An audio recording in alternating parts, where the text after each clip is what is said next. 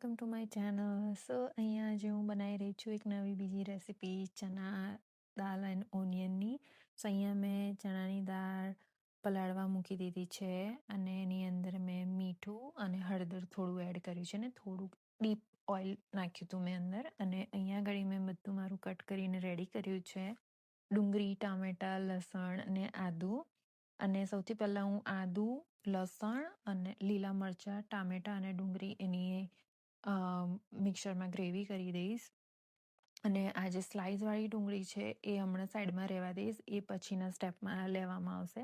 સો હમણાં હાલ પૂરતી હું આ બધું વસ્તુઓ ભેગી કરીને મિક્સરમાં મિક્સ કરીને એની પ્રોપર ગ્રેવી બનાવી લઈશું. મારી ગ્રેવી રેડી છે. સો અહીંયા પેનમાં મેં 3 ચમચી ઘી લીધું હતું અને આમાં તેલ પણ હું આજે નાખવાની છું. સો તેલ અને ઓઇલનું મિક્સ કરીશું. ઓઇલ બહુ નહીં લો, બે અઢી ચમચી જેટલું લઈશ.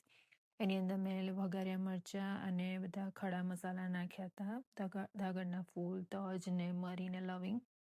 અને ઉપર મેં નાખ્યું હતું જીરું અને થોડી અમારી રજવાડી હિંગ. સો હું હિંગ ઓલવેઝ થોડીક વધારે જ લઉં છું. સો મેં એ હિંગ નાખી છે અને હવે એમાં મિક્સ કરીને હું અંદર મેં મારી જે ગ્રેવી બનાવી હતી એ ગ્રેવી હું અંદર એડ કરી દઈશ. સો એ બધા મસાલા મિક્સ થઈ જાય એની સાથે. સો જોઈ શકો છો કે મારી ગ્રેવી મિક્સ થઈ રહી છે આમાં. અને હવે આમાં હું એને થોડીક વાર માટે સોટે કરવા મૂકી દઈશ, તો થોડાક ડુંગળી ને ટામેટાને ચડી જાય એટલા માટે. સો અહીંયા મારી ગ્રેવી થોડી ઘણી ચડી ગઈ છે. તો હવે એમાં ટાઈમ થયો છે બીજા મસાલા નાખવાનો. સો એમાં હું નાખીશ લાલ કશ્મીરી મરચું ફોર શ્યોર કલર લાવવા માટે. એની અંદર હું નાખીશ થોડીક હળદર, પછી લાલ મરચું તીખાવાળું, પેલું મોરું છે તીખાવાળું છે, અને થોડું ધાણા જીરું લાઈક 2-3 ચમચી હું નાખું છું. લાઈક મેં પહેલાં પણ કહ્યું હતું કે મારી સ્પૂન થોડી નાની છે એટલે હું 2-3 નાખું જ છું અંદર. સો આ બધું એડ કરીને હું એને થોડું મિક્સ કરીને ગ્રેવીને સોટે કરવા મૂકી દઈશ. સો દેટ મારી ગ્રેવીમાં બધા જ મસાલા મિક્સ પ્રોપર રીતે થઈ જાય અને જ્યાં સુધી ઘી તેલ પેનને છોડી ના દે ત્યાં સુધી હું એને સોટે કરીશ. So you guys can see કે અહીંયા મારી ગ્રેવી પ્રોપર રીતે મસાલા જોડે મિક્સ થઈ ગઈ છે ઓલમોસ્ટ.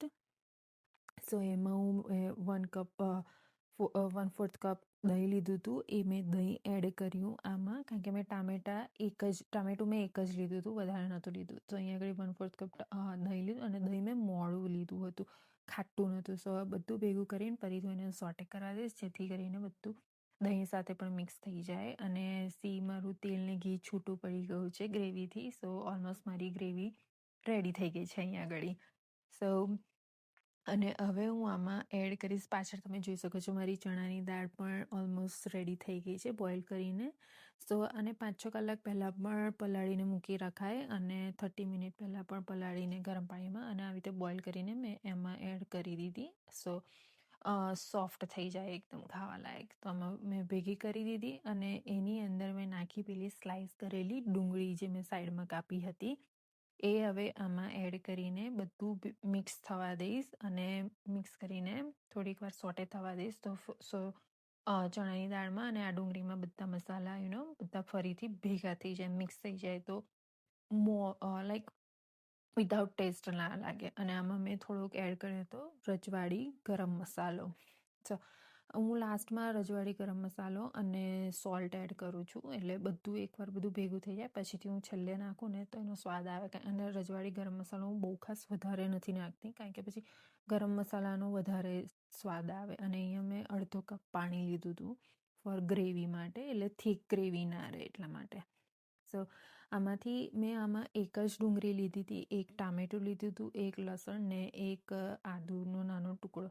સો એમાં આરામથી 3-4 જણા ખાઈ શકે છે. મારી ગ્રેવી અને ઓલમોસ્ટ શાક મારું તૈયાર થઈ ગયું છે. પેનમાં મારું તેલ ઘી પણ છૂટું થઈ ગયું છે ને એમાં ઉપર મેં કસૂરી મેથી થોડી એડ કરી હતી અને એને મિક્સ કરી દીધી. અને હવે એના ઉપર હું થોડું ધાણા પણ એડ કરીશ અને થોડું ઘણું 1-1.5 મિનિટ જેટલું મેં એને સોટે થવા દીધું હતું. સો અહીંયા મારી આ સબ્જી રેડી છે ગાઈસ. તમે પણ બધા ટ્રાય કરજો અને મને જણાવજો કે કેવી બની છે ને કેવી નહીં. અને કોમેન્ટમાં જરૂરથી કહેજો કે મારી આ રેસીપી તમને ગમી કે ના ગમી. Let me know guys. Bye. Thank you.